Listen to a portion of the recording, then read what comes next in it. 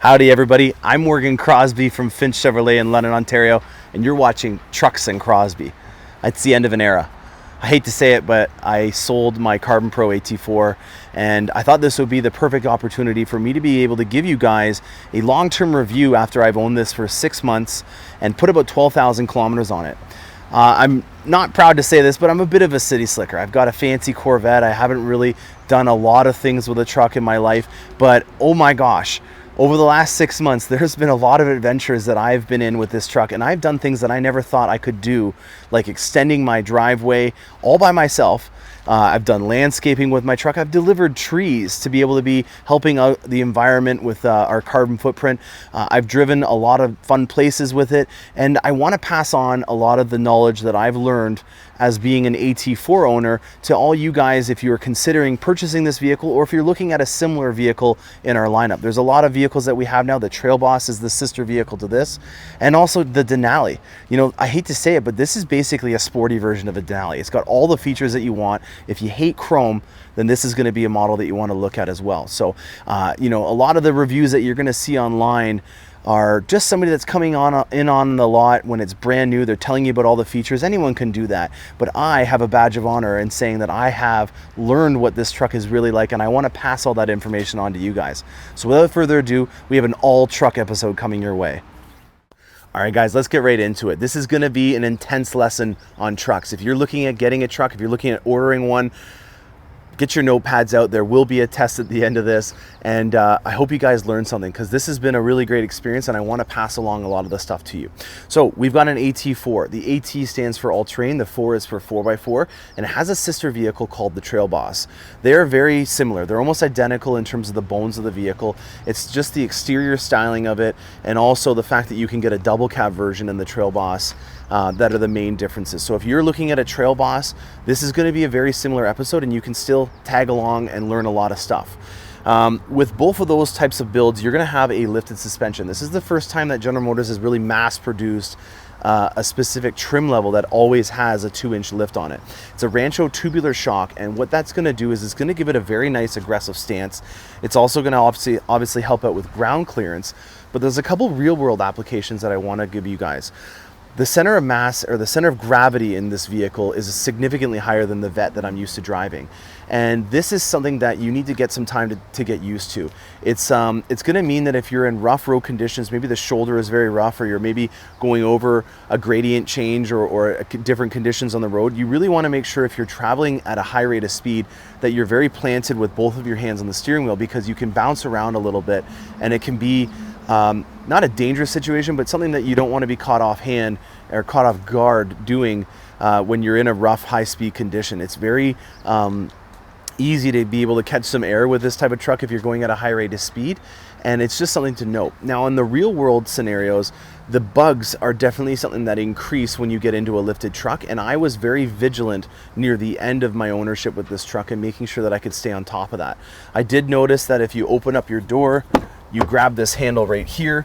This is the best way for you to be able to access it. You're going to want to get a more aggressive solvent than just soap, and you're going to want to get a hard brush. Some people use steel wool. I'm not a big fan of that, because if you hit anywhere else with it, you're going to damage the stuff permanently. But get a very aggressive brush and stay on top of it, because the windshield wipers, unfortunately, are not going to be able to combat the bugs if it's been baked on in the sun during the day. So stay on top of it. Be aware that there's going to be more bugs that come about than you normally would see, and that has to do with the truck being lifted. Now, the tires on here are a really big point that we're going to talk about a lot. They're an all-terrain tire. This is a mudding tire, in my opinion. You know, the Toyo Open Country, the KO2, those are some sister tires that I would put in the same class as this tire. And this is on the 18-inch rim with the Wrangler Duratrax from Goodyear. They are very aggressive. If you are in a lot of snow, if you're in sand, or if you're in mud, this is really where you're gonna see the truck shine. I was absolutely floored with how effortless this truck was able to handle conditions that were pretty gnarly. It's actually where I think this truck shines the most, is when you're in rough, bogged down conditions, because especially this 6.2 platform from the Escalade and our Denali is gonna mean that you have a ton of low end torque from that pushrod V8. You have 460 foot-pound torque at peak levels, which is in around the 23 and change area, 2300 and change.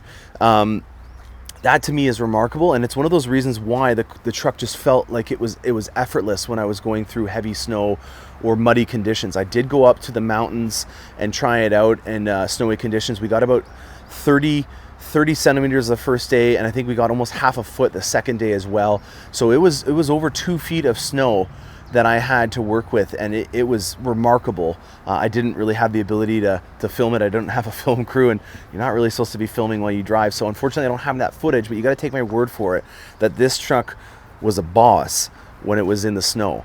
You haven't noticed it by now. I am not the most off-roading individual, but I did enjoy it. And where I'm going with this is that for 90% of the time while I was driving this truck, it was on highway conditions.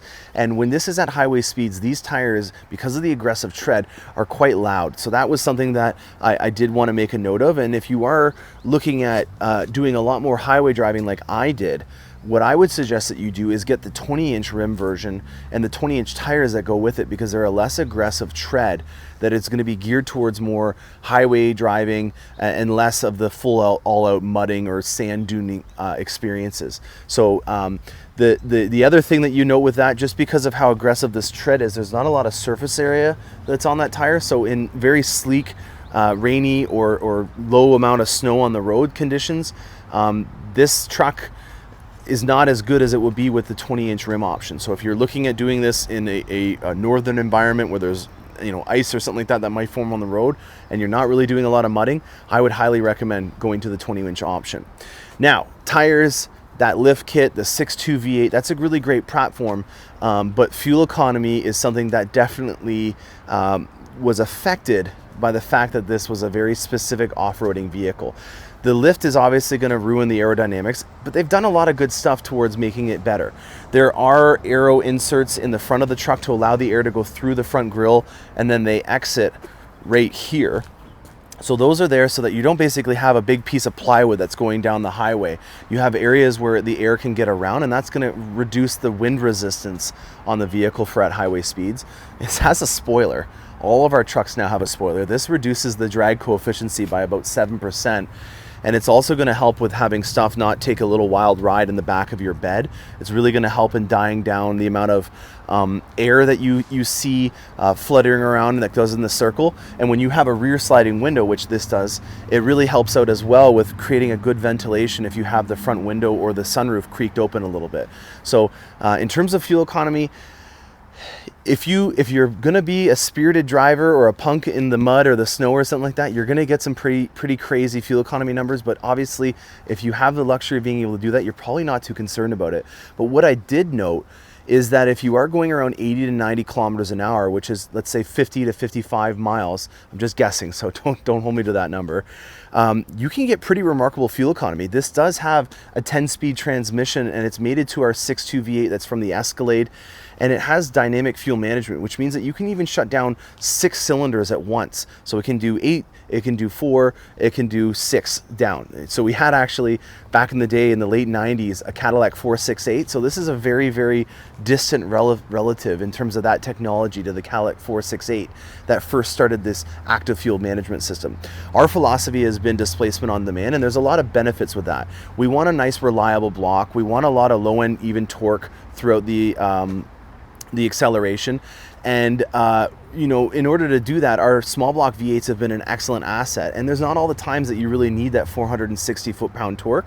So if you don't need it, just shut it off. It's the most efficient way that I can see you getting the best of both worlds, because you have that nice reliable block, you have the power when you need it, it's absolutely immediate if you were to put any more throttle input in. And that is why when you're at around 80 to 90 kilometers an hour, you can get 8.1 liters per 100. That was the best score that I got on my truck. I was averaging, if I wasn't really paying attention and being conscious about being a hero with fuel, I was averaging around 10 if I was on the highway. And then you can go up from there. The total average with me doing hauling and landscaping work and just being a car enthusiast in general and testing out the top speed on some vehicles on a safe road, it was around 15 liters per 100 kilometers. So you guys can convert that if you guys are in America. But overall, the fuel economy, what I would say is it's like the Corvette. You can have some pretty remarkable statistics, but you can also have some pretty bad ones. It's a matter of how you use the truck to get that fuel economy. The features in general on this specific vehicle, I'm going to go into the interior and show you, but just to kind of summarize it, because I want to show you the styling on the outside as well. The Denali has always been the best of the best with our truck lineup, and this, in my honest opinion, is a sporty Denali. I know it's a lifted truck, so the demeanor of the truck and the capabilities are going to be different, but when it comes to the styling, the creature comforts, and the price point, it's almost bang on. You know, there's been a lot of vehicles in the past that we've done that have had a sporty background, but they've always had a sacrifice in terms of the interior and creature comforts. And this is the first time that I can really see the Denali and the AT4 being on the same level. So if you're not taking a liking to the chrome anymore, you want to switch it up a bit, I would highly recommend getting an AT4 premium package truck for your next vehicle instead of a Denali. It's just going to be a better option. Now, running boards. This is the last little component on the outside from here that I'm going to show you from the Carbon Pro AT4, and I'm a huge fan of them.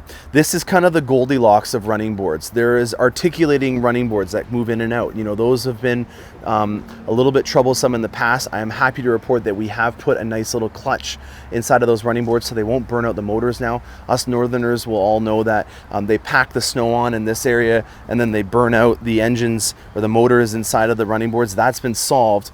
But I still just don't like them because I'm a rock star when I get out of my truck. I want to get out immediately, and those running boards, they don't move out as fast as I do. So I'm not a big fan of them, but I also don't really need to spend that kind of money on a running board unless I was wanting to prove a point with the comfort and the luxury on the top ultimate Denali level. These are the Goldilocks. Why do I say that? Well, they are very sleek. They have a low profile. There's not a lot of gap here between the running board and the actual truck, and that really helps out with making sure that when you're in a tight turn radius, you're not going to have your running board be the victim of a rock or a ornamental stone or something like that in a driveway. I have seen a lot of running boards over the years that have been victims to them sticking out too much and them getting caught or dragged along. The other thing is a lot of running boards over time will start to rust or chip away, especially in this area where the front of it is. And this isn't like a very aggressive bed liner. It's not Line-X. It's got a little bit more of an aggressive touch to it. It feels like when you're at a commercial place and they've got those stickers of black kind of bed liner on the stairs to make you so that you don't stip. It's that kind of material. It's a very coarse kind of sand that's inside of this spray. And it does a really great job at giving you a lot of grip when you're getting in or out of the truck. It's got that sleek profile and it's in black, and I don't think that this is going to be one that'll be susceptible to damage over time because it's got a very hard finish on it. So I don't see this thing peeling off. And for the long term, I think that that's going to be a huge win. Now we're going to go to the back of the truck. I'm going to show you guys the Carbon Pro bed. This is a full carbon fiber composite bed inside of here. It does offer some weight savings, but there are some cool things as well that come with it that I wanted to pass along with you guys. So we're going to go to the back now and show you more about that. We're going to go through the tailgate, the Carbon Pro bed. It's a lot of stuff to cover, so stick along, guys. First button here. This button is going to be to lower the top portion of the tailgate. Now, this is very helpful for when you have 2x4s that are very long. If you wanted to have them sticking out of the bed, if you didn't have this down, they'd be up a lot higher and you don't get as much of the board into the actual bed of the truck. So if you have the 5'8" bed, which is what this is, it's going to be a little bit better in making it so that it almost has the same kind of capacity as what the 6'6" standard boxes would have. Now, a little Easter egg for you guys, if you flip this up here, you'll notice you even have tie downs here. So if you have an ATV or something like that you're wanting to have in the back here, there's tie downs everywhere, and they're double the capacity of what we had on the old trucks, but we just got so many more tie downs that you can use, which is really helpful for obvious reasons. Now I'm going to put this back down, flip this back up, and I'm going to show you guys a second use. So you're going to press the bottom one now first and then the top one, and check that out. This is really helpful for when you're unloading your truck. If you think about where you would be loading your cargo, you'd want to do it over the axles. And by having this indented now, I can get a lot further into the truck to be able to pull stuff out. Now, I loaded half a driveway worth of bricks in this truck, not all at once, obviously. What I did is I went to the side here when I was at the landscaping place, and I looked at the VIN specific payload capacities on my truck. So always reference this when you're doing any towing or you're loading stuff in the back of the truck, because you want to make sure that it's capable of doing it, especially with me having that very fancy suspension on here. It was really funny to watch it go dip down all the way. It was almost like I had a lowered AT4. If the footage from that turned out well, I'm gonna probably include that at the end of the video because it was pretty funny to watch the lifted truck go so low on its suspension. But you load it, we weighted it, we made sure it was the right amount, and we put over the rear axles. And so when I was unloading bricks from inside of the bed of the truck, it was very helpful to have this tool. Now you can flip it down so that you have it open like you did in the first level, and you notice there's that grippy tape kind of material that's there to help you so you don't slip like you just have on your running boards. And you got these little indentations here where you can put either speakers or a lighting system. So we're getting into a little bit of a theme of the party in the back now. We've got little cup holders right here so you can put your cans or your beers or something like that. You've got a nice little handle right here so that you can have a loved one or someone that maybe not as eager to use the side step ups that are integrated in here to get up, or to use this without having any hands. This is a good hand grip. And then over here, you've got your 120 volt AC outlet. You'll see it's got a nice gasket on there to keep the weather out, and you can shut it off from inside the cab as well. So this is a second use. I was using this kind of as a way for me to be able to sit down. When I was doing my snowboarding gear up, when I took this up to the mountains, this was really helpful in me being able to use it as basically like a little bench. You know, I could sit on here, I could strap up my gear. I had all my stuff in the back here. It was very helpful. And obviously, you know, there's lots of different things in the culture of North America that you could use a tailgate for, and celebrating the summer and awesomeness. You know, if you wanted to go to a movie or whatnot, it's a pretty cool thing, or a sporting event for obvious reasons. I'm gonna leave it to you guys and use your imagination on what you would do with this, but I think you guys can get the picture of how I like this. Now, you obviously just have your regular mode, but what you'll want to notice is that if you put this up and this is still up, it won't work. You have to put this down first. The other thing that I want to note is if you do have a hitch on your truck and you've left your sleeve and your ball joint on there, your actual hitch attachment, you're going to get into some trouble with this thing hitting this part of the tailgate if you don't take your hitch sleeve off. So be very, very careful if you're leaving your actual hitch on, that you don't do what I just did and putting the tailgate down, because this component here will hit the ball of your 2-inch hitch and it won't be pretty. You got all your trailering attachments right there. You also, if you have the fifth wheel option, have the ability to have more trailering provisions that would be right over here. And let's just start talking about the bed of the truck. Now, I told you I already had bricks in here. I had about 1.5 yards of mulch a couple of times. I had chips and dust. I've had dirt, trees. It's held up pretty dang well. I wasn't easy on it. This is a new bed. I'm for research purposes.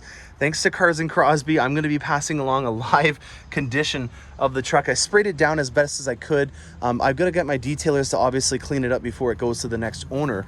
But as you can see, it held up pretty dang well. Ford, I think you guys need to look at what we're doing here, because not only are you getting the weight savings, but in terms of appearance and durability, this thing takes the cake. There was a couple of dings from maybe a shovel that I was using when I was sliding in here, but other than that, nothing that I would be concerned about. And I used this bed. I did things that I never thought I was capable of doing. I was a landscaper when I was a kid, so I don't want to make it come across like I didn't know what I was doing. I did have a background on it, but I wasn't easy on it. I don't raise garage queens in my vehicle fleet, and so this one was definitely put to use. So the tailgate is pretty dang nice. Now there's 2 cameras on here. If you have the premium package or the technology package, which is like you would see in your Corvette, you're gonna have that live stream camera system. That's where that would go. And then this is your just regular camera. You can also get trailering cameras, auxiliary cameras, so you can have it so it's on the back of your trailer, and it's called invisible trailer mode. It's pretty remarkable. And Google that when you have a chance and you'll see the mode that I'm talking about. These exhaust tips are integrated into the bumper and they look very sleek. I think that they've done a great job in continuing that styling of having that nice clean finish with everything being in a black accent. So in the back of the truck, a lot more utility. It's got a light but very durable composite bed in the back here. The tie downs are double the amount. It's also 7 inches wider than the previous generation truck that we had. So this regular standard, this is the short box. This short box, a 5'8" box, it has the same cargo capacity as the standard box from our previous generation. So there's a lot more utility that you're gonna get out of the back of this truck. Let's go onto the inside and show you the last little components of the creature comfort items. Okay, so we've got our passive entry and exit, and now we have keyless remotes and systems. So that's really a nice upgrade from the old generation. There's a lot of features inside of here. This one doesn't have the technology package. It doesn't have that AT4 premium package. but you still get the idea when I say that it's like a Denali now. It really is. So if you're thinking about the features that you would have on our full-size trucks that would be in the Denali lineup or the High Country, you can translate that over to the AT4 now. The styling on the AT4 is a bit unique. You can only get one option, and it has a Kalahari insert, which is actually a color that we had on the previous C7 Corvettes. So Kalahari was an option interior that you could get. So there's a little bit of C7 Corvette inside of your AT4. The stitching in here is all Kalahari as well. And I dig that. I think that's pretty cool to think that they've taken an old color and they've recycled it into a new sporty truck.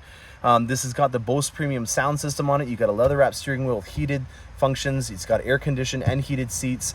Got a nice sunroof here. We got the rear sliding windows, and the mats in here are quite unique. I really want to focus on that. I touched upon it in the first video that I did when I first got my truck, and now that I've been using them, I can't tell you how awesome they are. They are amazing, and why they're amazing is because you have an insert in here that you can remove for the winter months, and then you can put it back in the summer months. So you get two uses in one. And the liner on here, it's edge to edge. There's no gaps. It's not like you're gonna have a lot of issues with the carpets getting dirty in here. It goes over the little tiny half-inch transmission hump that we have on here, and you know, it's just remarkable. So this is from my driver's side. I took it out because obviously I'm gonna be using it a lot more in the winter. You got nice lined storage underneath the seats now, and if that wasn't cool enough, you've even got storage inside of the seats. So they're very efficient in terms of the amount of space that they've given you, and they're also smart. They're thinking ahead. You know, this is a cool option. You'll have to get one set of mats now for your vehicle, and everybody, when they're buying a truck from me or a vehicle, everyone forgets about the mats. We all do. It's not anyone's fault, but I find that more often than not, when we're doing a delivery, there's a last minute rush to the parts department to get mats. And this vehicle, I don't have to worry about that because the mats that come in are the best of both worlds. They're good for all uses, and that to me is a huge win. Now, the wireless charging pad and the wireless CarPlay is a massive upgrade that I want to touch upon. I have a 2020 Vet, and that doesn't have the wireless CarPlay, but this one did.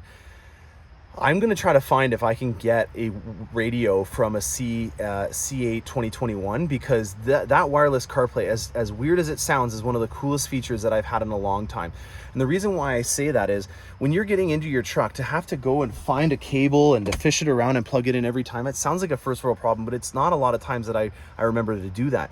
When you have your truck turned on and you're in it, and you have your phone in your pocket or something like that, it's going to automatically pair your phone up into the system here without you having to do anything. So there's no excuses for you to be able to get caught on your phone, because it's all integrated through the Apple CarPlay or Android Auto. And this wireless charging pad here is in a really great place. It used to be up here on the center console. It didn't really work that well. You were always elbowing it, or you were putting other stuff in the way. This down here, I find it was a lot more efficient at doing your charging, because you just kind of throw your phone in there. You know, you can generally place it anywhere and it'll work.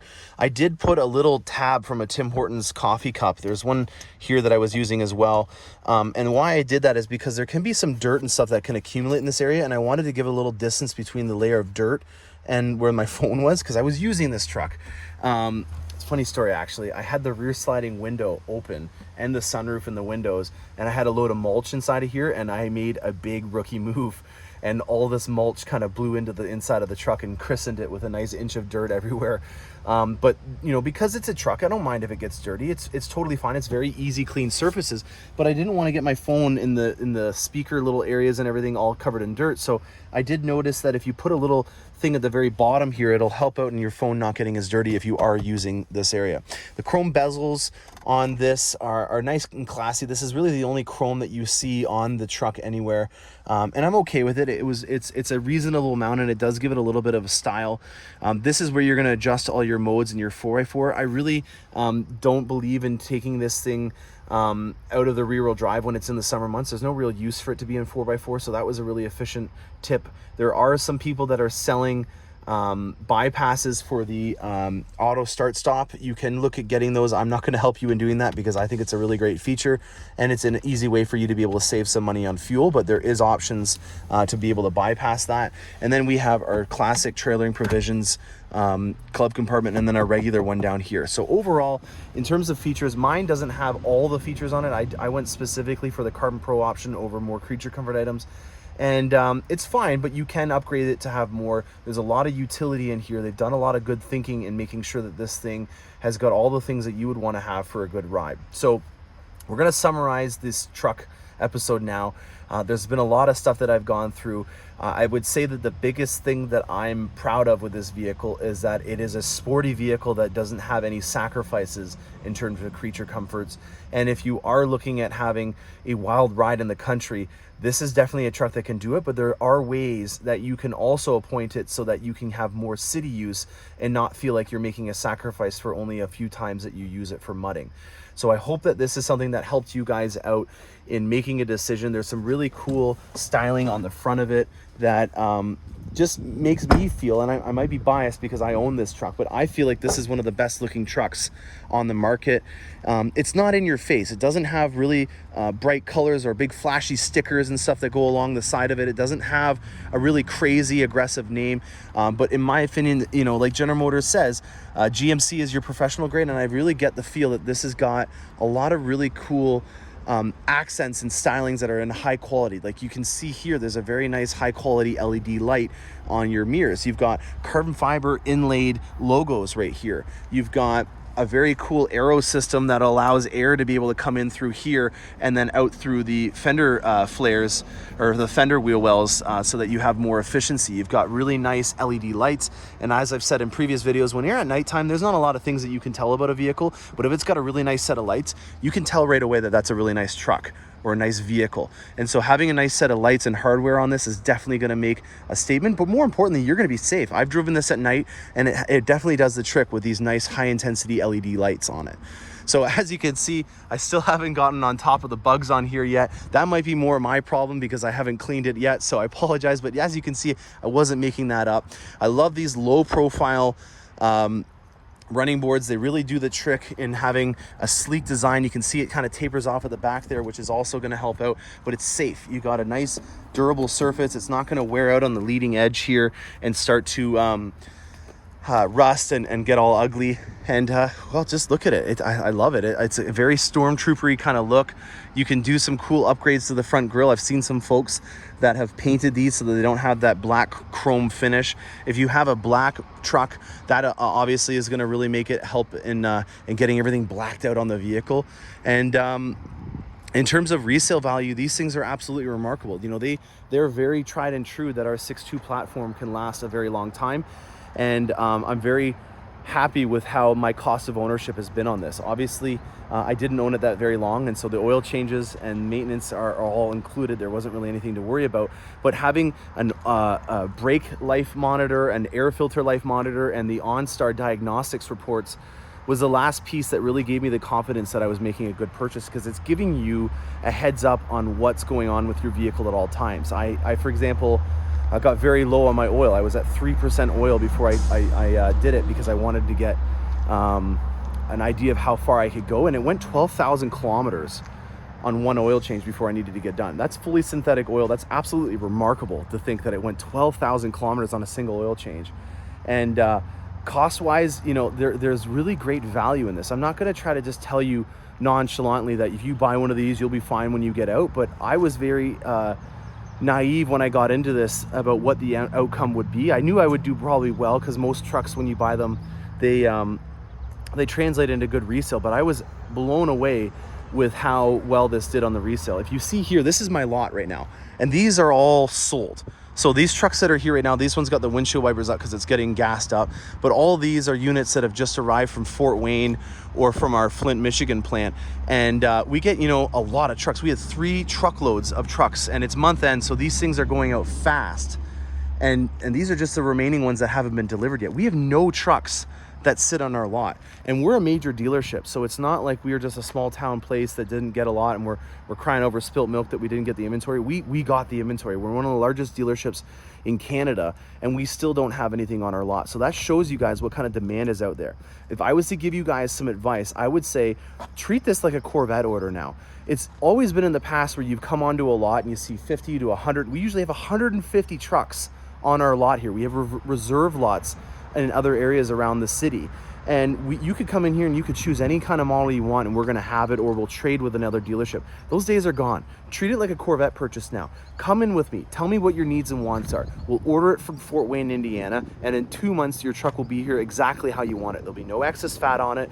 You get the color that you want, and it's a really great experience. You know that you're getting exactly what you asked for, and when it comes in, it's bespoke and built for you. So I think that that's really the biggest thing that I've noticed in the truck market that I wanted to tell everybody about that's changed, is that you don't have to come in and think that this is a vending machine here now. This is something that you can build to order and make your own pizza kind of style with your truck. I think that that's something that everyone needs to get their head around. And if you're looking at getting that done and you're in the Canada region, I'm your guy. I have the allotment to be able to get you any kind of truck that you want. If you live out of province, it doesn't matter. I can deliver it, no problem. I've done videos in the past where I've driven up to areas where there's polar bears before, and it's a fun experience for me to be able to document.